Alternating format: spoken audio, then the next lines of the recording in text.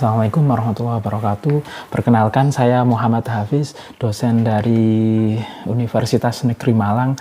Tepatnya saya ngajar di Departemen Matematika. Kelompok keahliannya terkait terapan analisis atau analisis terapan, applied analysis, applied mathematics. Nah, kali ini saya ingin bercerita terkait salah satu mata kuliah yang saya ajar. Nah, salah satunya yang ingin saya ceritakan sekarang ini yaitu mata kuliah pengantar teori ruang metrik. Nah, ini dulu mata kuliah ini itu adalah mata kuliah lanjutan dari mata kuliah pengantar teori barisan. Kalau zaman dulu ketika saya kuliah, ini mata kuliah namanya analisis real 2. Untuk mata kuliah pengantar teori ruang metrik ini, mahasiswa setelah menempuhnya diharapkan mahasiswa mampu menguasai fakta dan konsep matematika serta mampu menerapkan secara kritis dan kreatif terkait prinsip dan prosedur matematika untuk memecahkan permasalahan matematika. Secara khusus, mata kuliah ini tuh capaian pembelajaran mata kuliah ini yaitu ada 4. Yang pertama, mahasiswa mampu menganalisis sifat-sifat turunan fungsi. Kemudian, mahasiswa mampu membuktikan teorema yang berkaitan dengan turunan fungsi. Kemudian yang ketiga, mahasiswa mampu menganalisis sifat-sifat integral. Kemudian yang keempat, mahasiswa mampu menyelidiki kekonvergenan barisan fungsi. Jadi, mata kuliah ini tuh sebenarnya memperdalam kajian-kajian yang ada di kalkulus. Jadi diperdalam, kalau di kalkulus itu kita mahasiswa lebih banyak belajar terkait teknik-teknik bagaimana mencari turunan, bagaimana mencari integral, bagaimana mencari deret atau barisan ini konvergen apa tidak. Nah, kalau di sini itu lebih memperdalam lagi, misalnya integral dari suatu fungsi itu misal hasilnya adalah 10, kok bisa sih 10? Nah, apakah memang 10? Apa jangan-jangan 10 koma? Nah, itu yang dipelajari di mata kuliah ini. Nah, konten dari mata kuliah ini secara garis besar itu membahas 3 hal berdasarkan CPMK tadi ya, capaian pembelajaran mata kuliah tadi. Yang pertama turunan, yang kedua integral, dan yang terakhir adalah barisan. Barisan, terutama barisan fungsi. Sistem dan metode pembelajarannya bagaimana? Pembelajarannya kebanyakan itu lebih banyak diskusi, jadi terkait dengan Merdeka Belajar ini diharapkan mahasiswa yang banyak aktif. Jadi tidak hanya diskusi di kelas, kemudian mereka juga diberikan problem, kemudian nyoba selesaikan, begitu juga project. Jadi macam-macam terutama, tapi kebanyakan itu ya mahasiswa yang harus aktif selama proses pembelajaran, baik di kelas atau ketika mengerjakan problem atau projectnya.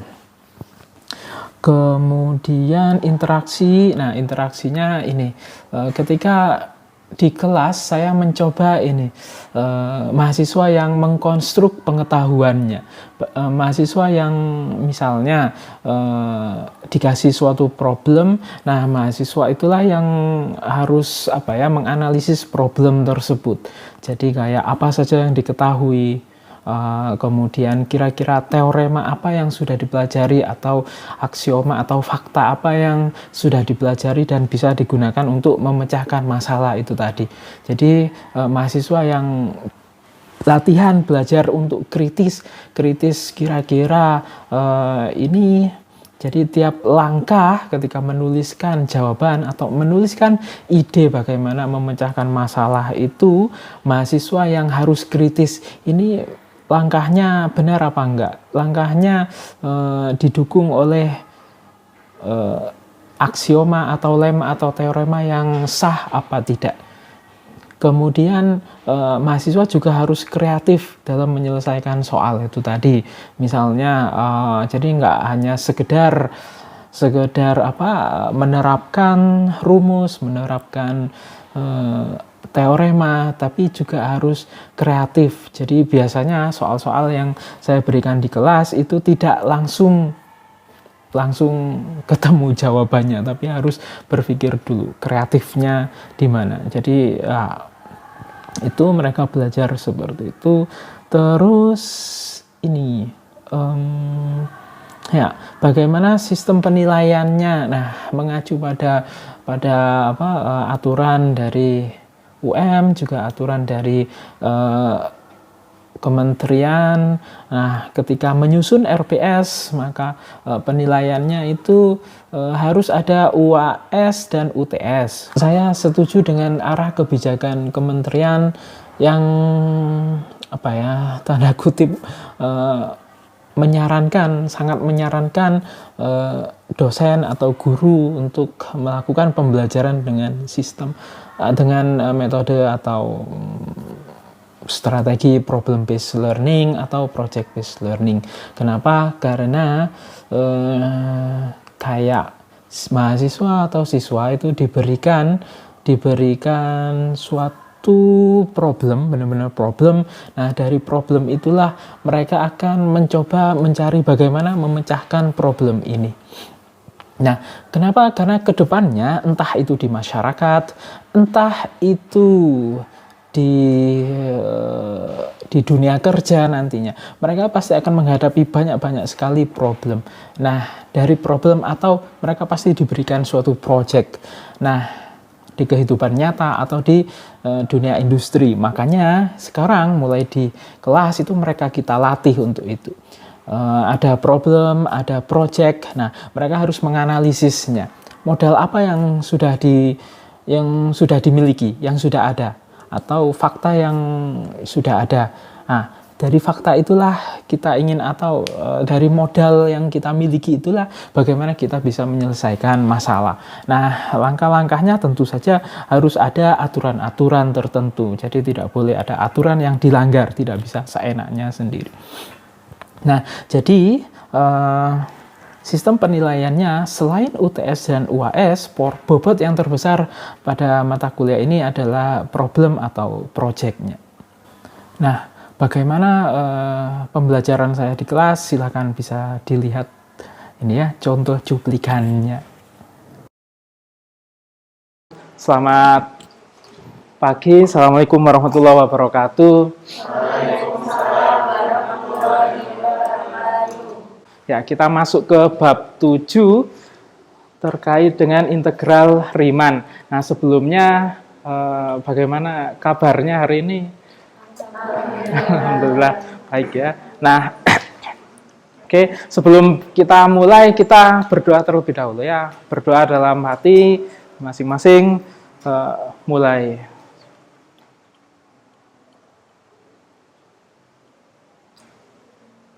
Berdoa selesai, ya, kita cek ini semua hadir. 1, 2, 3, 4, 5, 6, 7, 8, 9, 10, 11, 12, 13, 14, 15, 16, kurang 1. Oh iya, Marita. Kemana Marita? Sakit atau sudah mudik? Nggak ada kabar ya? Oke. Kita lanjutkan. Nah, materinya, ingat, ini mengingatkan kembali ya, mata kuliah ini capaian pembelajarannya yaitu menguasai fakta, konsep, matematika, serta mampu menerapkan secara kritis, tidak hanya menerapkan tapi menerapkannya secara kritis, kreatif. Kemudian apa yang diterapkan yaitu prinsip dan prosedur matematika untuk memecahkan masalah matematika. Nah, kebetulan untuk pertemuan kali ini CPMK-nya, capaian pembelajaran mata kuliahnya itu ini ya, menganalisis sifat-sifat integral fungsi. Sebelum ke sana, nah ini kita harus mengingat kembali itu capaian pembelajaran mata kuliahnya kan terkait integral fungsi ya tadi. Sifat-sifat integral fungsi, berarti harus tahu apa itu fungsi. Ada yang masih ingat fungsi itu apa enggak? Ini mata kuliah apa yang melajari terkait fungsi? Teori barisan ada, kalkulus ada apa enggak ya? Kayaknya ada. Kemudian landasan ada apa enggak? Atau di SMA kayaknya sudah pernah dapat ya. Fungsi itu apa? Tadi kata kuncinya relasi atau hubungan. Nah, hubungan yang seperti apa?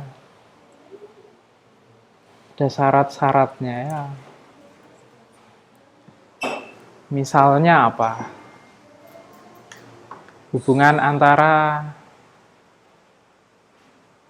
apa? Hubungan antara misalnya di kelas ini sukanya traveling ke mana itu ya. Misalnya Akmal suka ke mana Akmal? Ke pantai, ke gunung, naik gunung, ke pantai, terus ke mall, ke pantai. Ayu mana Ayu? Suka kemana Ayu? Ke pantai. Billy suka ke pantai dan suka ke gunung. Kemudian ingat fungsi itu ada domain, ada kodomain. Nah, kalau yang saya jadikan domain itu Billy, nah itu akan jadi fungsi apa enggak? Enggak ya, karena syaratnya enggak dipenuhi. Jadi syaratnya apa? Ya, domain itu harus tepat punya satu pasangan saja di kodomain.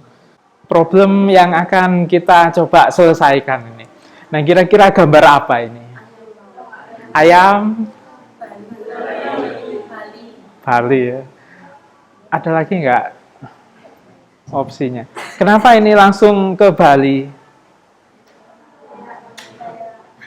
Kan ini kayak teko mungkin ya. Apa teko yang keluar jinnya itu?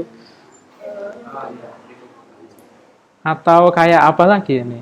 Topi bukan? Ya, ini Pulau Bali ya. Nah, ini Pulau Bali. Nah, terkait dengan mata kuliah ini itu bagaimana menghitung luasnya misalnya. Nah, kalau bentuknya segi 4, bentuknya persegi kan enak ya. Rumusnya sudah ada. Nah, tapi kalau bentuknya ini kan nggak beraturan. Nah, bagaimana cara mencari luasnya? Kalau tadi ketika mengingat kembali itu kata kuncinya ada kurva, ada aproksimasi, kemudian ada luas segi 4. Nah, kira-kira dari apa yang sudah dipelajari itu bagaimana mencari luas Pulau Bali ini. Itu yang akan coba kita selesaikan kali ini ya. Nah, kenapa sih untuk apa ya nyari luas Pulau Bali ini? Ini hanya sekedar contoh, karena kedepannya nanti bisa jadi kita akan menemukan hal-hal yang lain yang ingin kita cari luasnya tapi akan kesulitan. Nah, ini salah satu contohnya saja ya. Nah, jadi nanti kita bagi per kelompok, kemudian ya bagaimana cara mencari luasnya. Misalnya kalau di SD, kayaknya kalau masih ingat dulu itu pakai apa? Pakai buku berpeta itu ya. Buku berpeta kemudian digambar, kemudian diperkirakan, dikira-kira banyaknya kotak yang memenuhi, bagaimana yang misalnya setengah terpenuhi. Nah, itu nanti dihitung. Nah, tapi kita nggak lagi melakukan kayak anak SD. Jadi kita nanti coba pikirkan bagaimana yang pertama mencari luasnya, kemudian coba ini ya diskusikan langkah-langkahnya. Kemudian nggak hanya perkiraan luasnya, tapi bisa juga mencari misalnya errornya itu seberapa atau ketelitiannya. Sudah mempelajari misalnya hasil yang saya peroleh ini ketelitiannya sampai 1 angka setelah desimal misalnya. Nah, pinginnya itu. Dan juga sekali lagi ketika sudah memperoleh jawaban, bagaimana kita memvalidasinya. Jawaban yang saya peroleh ini benar apa enggak. Nah, itu jadi tugasnya nanti gabung ke kelompok masing-masing yang sudah ditunjuk. Nah, ini biar menantang ini ya. Yang pertama saya bagi menjadi 2 kasus. Kasus yang pertama itu Pulau Bali. Nah, ini kasus yang kedua itu Pulau Sulawesi. Gambar yang pulau utamanya saja ya. Pulau yang kecil-kecil nggak perlu digambar. Nah, ini nanti itu bisa menjadi mini project, nggak harus pertemuan kali ini selesai, tapi yang penting itu ya, langkah-langkahnya, kemudian yang penting garis besar menyelesaikan masalah ini seperti apa, langkah-langkahnya seperti apa. Nah, kemudian nanti coba detailnya seperti apa. Kelompok 1 dan 3 itu gabung. Kelompok 5 dan 7 gabung. Kelompok 2 dan 4 gabung. Kelompok 6 dan 8 gabung. Jadi nanti ada 4 kelompok saja.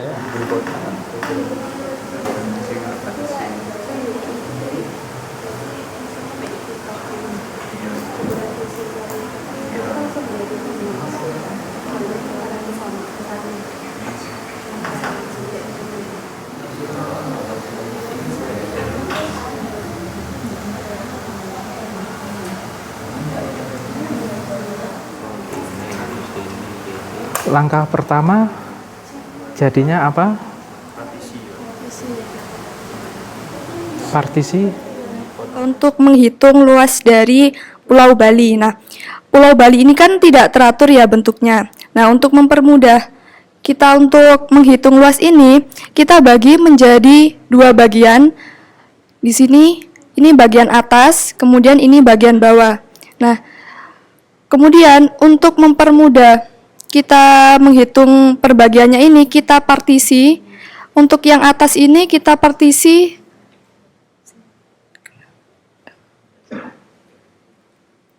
Nah, untuk yang pertama ini kita partisi terhadap sumbu X. Jadi ini dibagi menjadi interval-interval kecil ini terhadap sumbu X. Jadi ini nanti bisa berupa fungsi Y yang mengandung variabel X. Nah, jadi kan kalau begini kan lebih mudah ya. Kemudian untuk yang bawah karena ada bagian ini yang kalau misalnya kita partisi terhadap sumbu X ini jadi susah. Nah, jadi untuk lebih gampangnya kita partisi terhadap sumbu Y. Partisinya horizontal seperti ini. Nah, nanti mungkin ini akan membentuk fungsi X yang mengandung variabel Y. Nah, untuk panjangnya ini untuk menghitungnya ini seperti pada materi sebelumnya. Jadi ini panjangnya kita cari dulu, kemudian tingginya ini bisa dicari, nanti bisa jadi fungsi konstan seperti ini. Nah, untuk panjangnya ini bisa menggunakan bantuan Google Maps. Nah, kami sudah menghitung panjangnya ini sekitar dari titik sini ke titik sini ya. 143 km. Kemudian untuk yang titik ini, titik agak menjorok ini sampai titik keluar ini 123. Nah, untuk tingginya ini 42 dan juga 46. Jadi tinggal nanti bisa dihitung partisi-partisinya. Jadi kita membaginya ada partisi terhadap sumbu X dan ada partisi terhadap sumbu Y. Baik, mungkin dari teman-teman ada pertanyaan? Nah, ini ide baru ya. Kalau yang tadi kan kelompok yang lain itu partisinya itu apa? Gambarnya yang kompleks itu kita jadikan lebih sederhana. Kita potong-potong kemudian baru dipartisi. Nah, kelompok ini itu punya ide dipotongnya cuma jadi 2 saja, yang atas dan yang bawah. Nah, yang bawah itu martisinya nantinya itu secara horizontal. Nah, ini jadi nggak perlu dipotong banyak-banyak. Oke, ada pertanyaan?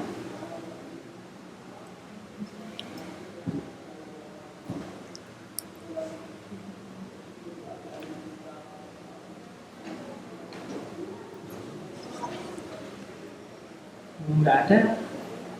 Ya, setelah ini bagaimana mengininya?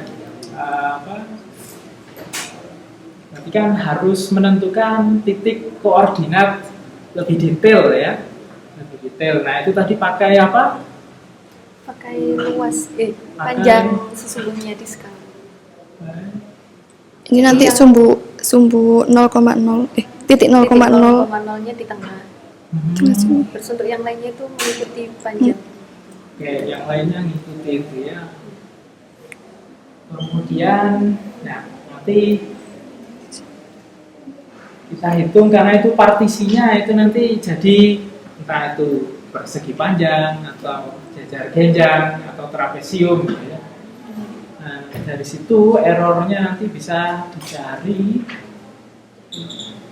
Terus validasinya kira-kira gimana? Validasi misal dapat ini luasnya sekian. Nah itu kira-kira ini melencengnya nggak terlalu jauh. Itu gimana validasinya? Kira-kira? Mungkin bisa mencari data di internet dari luas sebenarnya. Iya, luas sebenarnya. Ya. Yang sudah ada misalnya dari BPS atau dari statistik atau yang lain. pemerintah Kota Bali. Nah itu sudah mengeluarkan data resmi luas Pulau Bali itu sekian. Oke. Ada lagi pertanyaan? Kalau enggak, silakan diakhiri. Baik, sekian presentasi dari kami. Kurang lebihnya mohon maaf. Wassalamualaikum warahmatullahi wabarakatuh. Ini contohnya fungsinya bisa diubah-ubah. Kemudian banyaknya partisi itu juga bisa diubah-ubah. Nah, kita lihat kalau N-nya semakin besar, nah yang tidak tercover itu akan semakin kecil. Nah, nanti errornya bisa dihitung, kemudian validasinya ya seperti yang sudah kita diskusikan dengan kelompok yang presentasi tadi, validasinya kita bisa mencari informasi terkait luas sebenarnya dari Pulau Bali atau yang kedapatan Pulau Sulawesi bisa dicari juga ya, entah dari BPS atau dari pemerintah setempat. Kemudian ya ini ya apa saja yang ini kita simpulkan, apa saja yang diperoleh dari proses belajar hari ini. Jadi yang pertama kita punya masalah yang kontekstual gitu ya. Mencari luas suatu pulau. Nah, mengubahnya ke bidang koordinat kartesius. Kemudian yang kedua, kita harus menentukan titik-titiknya itu ya. Kemudian yang selanjutnya, karena itu gambarnya kompleks, harus diapakan? Ya, Anissa, harus diapakan Anissa? Dibagi ya, dipotong-potong sehingga menjadi lebih sederhana. Kemudian masing-masing yang sederhana itu harus kita partisi itu ya. Kita partisi, selanjutnya setelah dipartisi kita hitung jumlahannya itu ya.